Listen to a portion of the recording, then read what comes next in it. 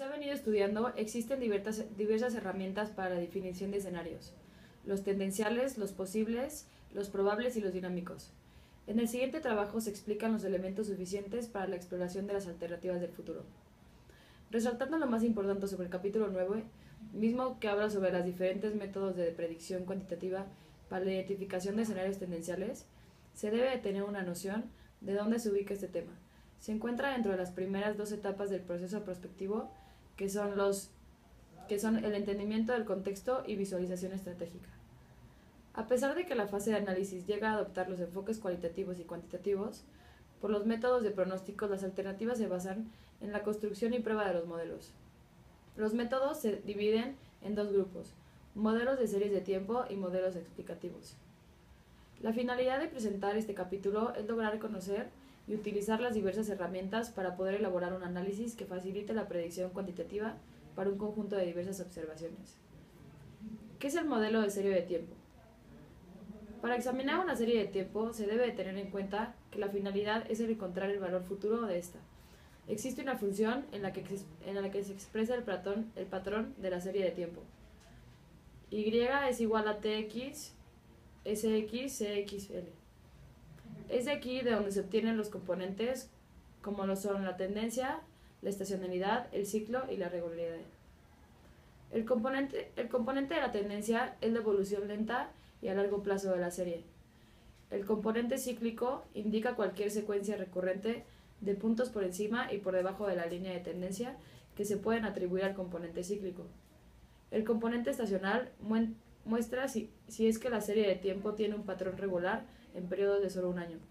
Y el componente regular, también conocido como aleatorio, está asociado con eventos que inciden en la serie de tiempo de una manera inesperada. Existen los siguientes métodos de pronóstico dentro de los modelos de serie de tiempo: método de suavización, promedios móviles, suavizamiento exponencial, método de descomposición y método de Box-Jenkins. ¿Y qué es el modelo explicativo? El desarrollo de un buen modelo explicativo facilita el trabajo, ya que nos da una mejor comprensión de la situación, y esto permite tener un pronóstico con combinaciones diferentes para estudiar los diferentes efectos en las variables que se pronostiquen. Dentro de los modelos explicativos existen los siguientes métodos: análisis de regresión múltiple y modelo econométrico. En conclusión, la serie de tiempo incluye los promedios móviles, los cuales crean de manera simple la generación de un dato futuro que está basado en el promedio de datos basados en la serie de tiempo.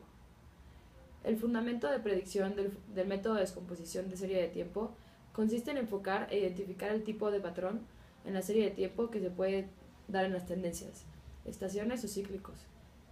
Por último, en este grupo tenemos el método Box-Jenkins, que se basa en el modelo ARIMA.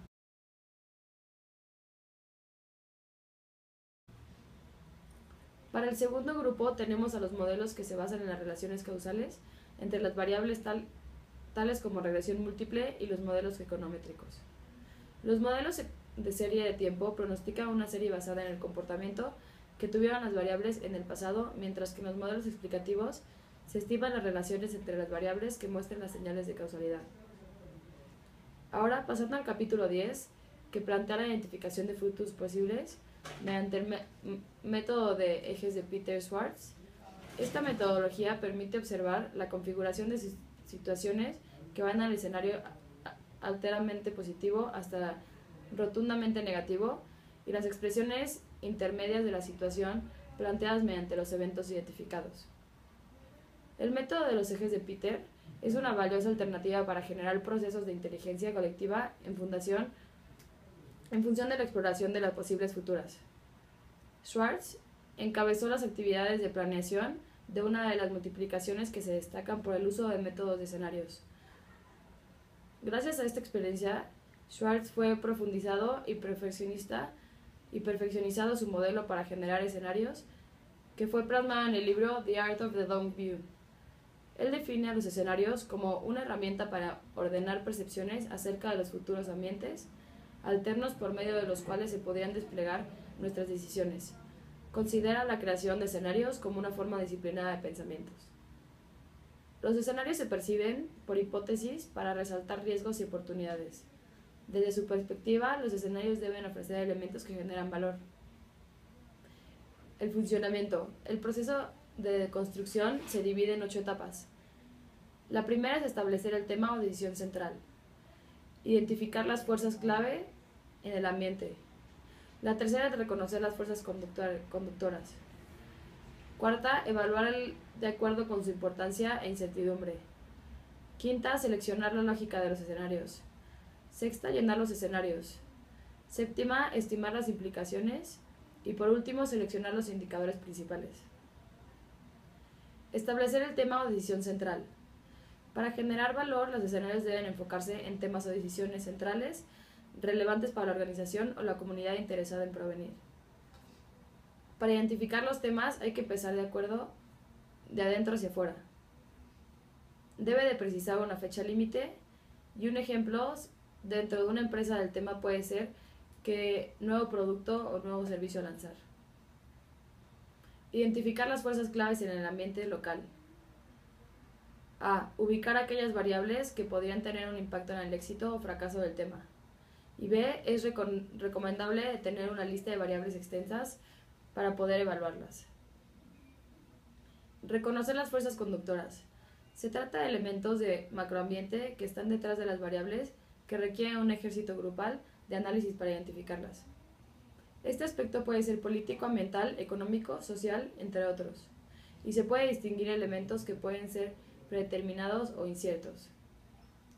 Evaluar de acuerdo con su importancia e incertidumbre estableciendo un ranking de las mismas de acuerdo con los criterios.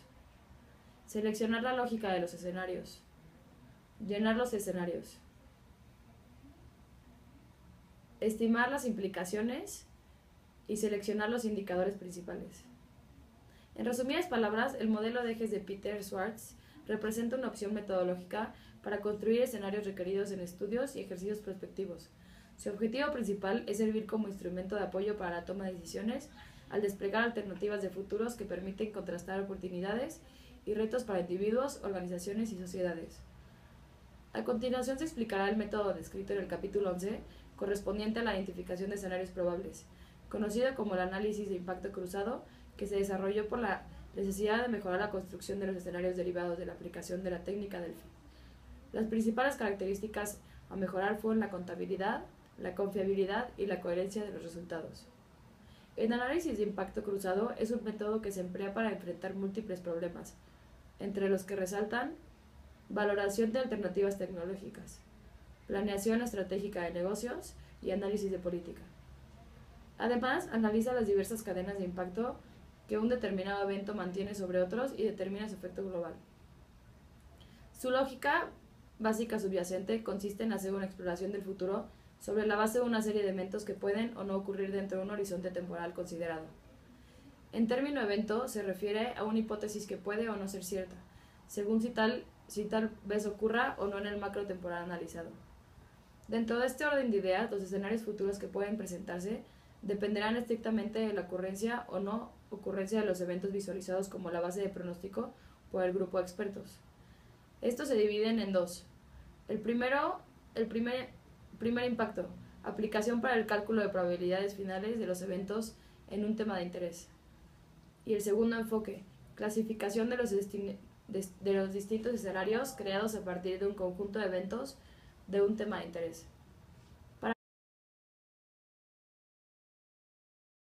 Para concluir, se reitera que el objeto de la matriz es estudiar los efectos de diversos elementos sobre la probabilidad de ocurrencia de un evento, así como el impacto o consecuencia que éstas pueden tener en otra serie de eventos. La matriz de impacto cruzado representa un buen medio para mejorar la comprensión sobre la complejidad de las interacciones entre los eventos seleccionados. Asimismo, estimula a los tomadores de decisiones a examinar su abanico de opciones. Puede ser empleada en un ejército de naturaleza cualitativa o donde la probabilidad son otorgados de acuerdo con el conocimiento y opinión de los involucrados. Y por último, el analizar el capítulo 12, que se refiere a la modelación de escenarios mediante la dinámica de sistemas. Esta metodología incluye 6 etapas estructuradas en 2 dimensiones, la conceptual y la técnica.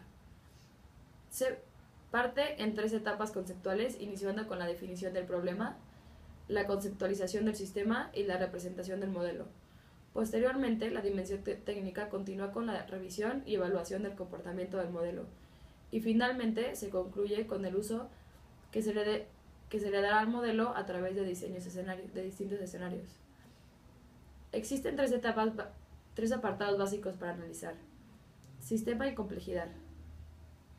Dentro de ellas se encuentran los wicked problems, los cuales no tienen claridad para definir el problema, no existe una solución única a este tipo de problemas, y los efectos de la solución van generando en las consecuencias mientras se van involucrando en el sistema. Una persona puede encontrarse en un problema en el tiempo presente, pero su complejidad se verá en la posición de pensar que el mismo está influenciado por el tiempo y espacio, tratando de poner una solución al problema. Una de las principales soluciones al problema es que se requiere asumir la naturaleza del fenómeno y la existencia de sus ciclos se opera en contexto y la información muchas veces es incompleta. La metodología no solo queda en los planteamientos filosóficos, sino que también se basa en la metáfora de símil hidrodinámico, en donde se dan ecuaciones matemáticas para lograr proyectar el comportamiento del sistema. Funcionamiento. Dentro del funcionamiento se dan a conocer 6 etapas consideradas conforme a la metodología. Dentro de la conceptual se puede definir el problema, se conceptualiza el sistema y la representación del modelo. Y dentro del técnico se basa el comportamiento del modelo, la evaluación del modelo y el análisis de políticas. Existen 2 pasos. Uno es la definición de la situación a modelar. El producto es la situación. Se define con claridad el problema que se va a tratar, y el propósito del modelo es el criterio que servirá para definir qué se debe incluir y qué no. Y el paso 2 es la conceptualización del problema. El paso a darle un giro y un concepto al problema se hace bajo el diagrama causal. Ya para cerrar con esta etapa del proyecto, sintetizamos que existen diversas herramientas para la definición de escenarios. El análisis de series de tiempo y modelos econométricos para la identificación de escenarios tendenciales. El método de ejes de Peter Schwartz para la definición de escenarios posibles.